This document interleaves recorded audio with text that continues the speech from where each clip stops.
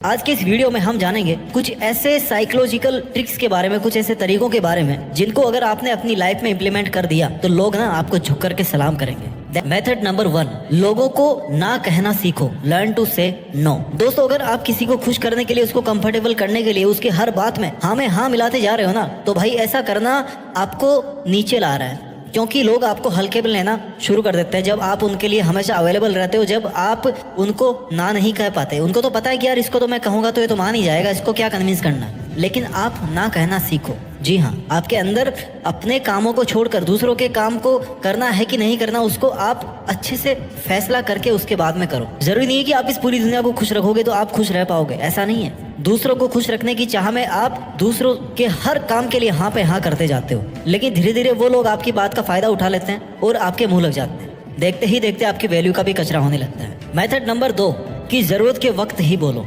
अगर आप जरूरत से ज्यादा बोलोगे ना तो लोग आपको मुंह फट समझेंगे कि भाई ये तो ऐसे ही बोलता रहता है, बस ज्ञान बांटता फिरता है। अगर आप जरूरत से ज्यादा बोलोगे तो लोग आपकी बातों को हल्के में लेंगे, क्योंकि लोगों को पता है कि यार कुछ भी बोलो ये तो ऐसे ही बकवास करता रहता है, मतलब इसकी बातों को सीरियस लेना ही नहीं है, ये तो ऐसे ही है। लेकिन जहां पर आप सोच समझ के बोलोगे, जहां पर आप मौके की बात बोलोगे, अच्छे से सोच के समझ के, 2 बार सोच के, सोचो 2 बार लेकिन बोलो 1 बार। जरूरत के वक्त अगर आप बोलोगे तो आपकी बात का ध्यान रखा जाएगा, आपकी बात को सुना जाएगा, लेकिन आपकी बात में दम होना चाहिए। ऐसे नहीं कि कुछ भी बस मुंह से निकाले जा रहे हो, ऐसे ही फिजूल में जो लफ्ज आया आपके मन में उसको आपने निकाल दिया अपने मुंह के बाहर। ये आदत जल्दी नहीं सुधरेगी, लेकिन सुधरेगी। इसलिए ये देखो कि आपको कब बोलना है, कितना बोलना है, कहाँ बोलना है और क्या बोलना है। अगर आपने ये समझ लिया तो धीरे धीरे आपकी वैल्यू बढ़ती जाएगी। बात नंबर 3, पहले खुद की अहमियत को समझो, अपने आप को समझो, अपनी रिस्पेक्ट करो, तब जाके लोग आपको समझेंगे, आपकी रिस्पेक्ट करेंगे। दूसरों के चक्कर में हम खुद को अहमियत देना भूल जाते हैं। यहाँ पर यह समझना जरूरी है कि आखिर रिस्पेक्ट योरसेल्फ का क्या मतलब है। इसका मतलब यह है कि आप अपने जो प्रयास कर रहे हैं उसकी कद्र करो, आप अपने लक्ष्य की कद्र करो, और अगर आप आपके पास में जो कुछ भी है उनकी अगर आप इज्जत करोगे, चाहे वो आपकी क्वालिटी हो, चाहे आपके पास में फिजिकल पोजीशन हो, कुछ भी हो, अगर आप उनकी अहमियत समझोगे तब दूसरे उनकी अहमियत समझेंगे। अपने कामों में एक क्वालिटी लेके आओ, अपने वर्क में एक क्वालिटी लेकर के आओ, उसकी वैल्यू को समझो। पॉइंट नंबर 4, कि बार बार माफी मांगना बंद करो। हम सभी लोग इंसान हैं, हमसे गलती होना भी लाजमी है, लेकिन वही गलती अगर बार बार होती रहे तो ये गलती नहीं कहलाती। हम अगर किसी काम को लेके लोगों से छोटी छोटी बातों पर भी सॉरी बोलना शुरू कर देते हैं ना, तो लोगों की नजर में हमारी इमेज भी वैसी बन जाती है कि भाई ये तो ऐसे ही है। इससे भी बड़ी बात यह है कि जितनी बार सॉरी बोलकर दूसरों को या खुद को कंफर्टेबल करते हैं ना, उतना हमारे दोबारा गलती करने के चांसेस भी उतने ही ज्यादा होते हैं। अब हम तो बार बार सॉरी बोल करके एक तरफ से हट जाते हैं, लेकिन लोग क्या सोचते हैं कि यार ये तो ऐसे ही है, गलती करता है, सॉरी बोलता है, गलती करता है, सॉरी बोलता है, इसको तो हटाओ, इससे बात ही नहीं करनी, ये मतलब का इंसान नहीं है, काम का इंसान नहीं है, ये ऐसे ही है, फालतू का। इसलिए अगर आप किसी को सॉरी बोल रहे हो तो उसको समझो कि भाई हाँ आपने गलती करी है, सॉरी आपने एक बार बोल दिया, उसके बाद में आपको वो गलती नहीं करनी है, ये आपको अपने आप में बदलाव करना है। बात नंबर 5, जो भी करो दिल से करो, एग्जाम्पल सेट करो। जो भी आप काम करें दिल से करें।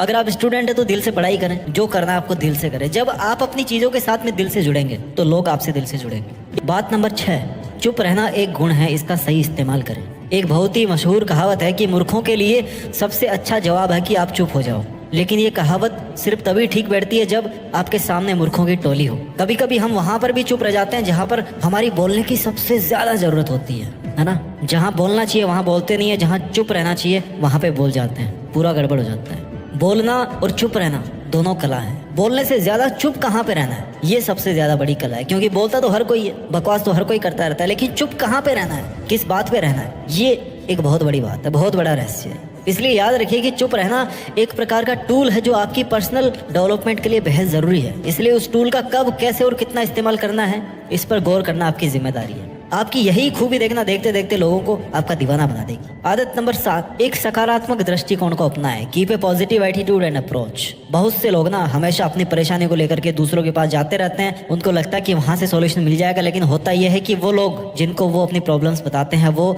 उससे चिढ़ना शुरू कर देते हैं। क्यों? क्योंकि प्रॉब्लम 1 बार बताई जाती, 2 बार बताई जाती है, 10 बार बताई जाती है, 100 बार बताओगे तो क्या होगा? लोग यही समझेंगे ये तो बेवकूफ है, बस इसको कुछ काम है नहीं, हमारा टाइम और खराब करने आ जाता है। पॉजिटिव एटीट्यूड बनाओ। अगर आप अपनी प्रॉब्लम आप सॉल्व नहीं कर सकते तो कोई और इस दुनिया में नहीं कर सकता, उसको कर ही नहीं सकता कोई। आप अपनी अप्रोच तो ठीक रखो पहले, एक आदमी वो होता है जो एक के बाद एक कितनी भी समस्याएं झेलनी पड़े फिर भी वो आगे बढ़ता रहता है, चाहे फाइनेंशियल तौर पे हो, चाहे सोशल तौर पे हो, चाहे रिलेशन के बेस पे हो। लेकिन वहीं पर एक आदमी ऐसा होता है जिसकी ज़िंदगी में सब कुछ ठीक ठाक चल रहा है, उसकी उतनी भी गंदी लाइफ नहीं है, लेकिन फिर भी कंप्लेंट पे कंप्लेंट करता रहता है। ऐसे आदमी की लोग इज्जत करेंगे? नहीं करेंगे। आदत नंबर 8, अपने जो कॉम्पिटिटर्स है ना उनकी हमेशा प्रशंसा करो। बहुत तगड़ा गुण है। अभी आप जिस भी लेवल पे हो आप अपनी लाइफ में, जब आप आगे बढ़ोगे धीरे धीरे आपके बहुत सारे कॉम्पिटिटर्स बनेंगे। आपको कॉम्पिटिटर्स को दुश्मन नहीं मानना है, आपको उनकी बढ़ाई करनी है। आपको ऐसा ढूंढना है कि ऐसा क्या है उनमें कि वो आपसे आगे है या आपके कंपटीशन में है या आपकी बराबरी में है, और ऐसा क्या है कि वो नहीं कर रहे हैं और आप करके उनसे आगे निकल सकते हो। लेकिन उनके मुंह पे और उनकी पीठ पीछे हमेशा अपने को उनकी बढ़ाई ही करनी है। भले ही आपके मन में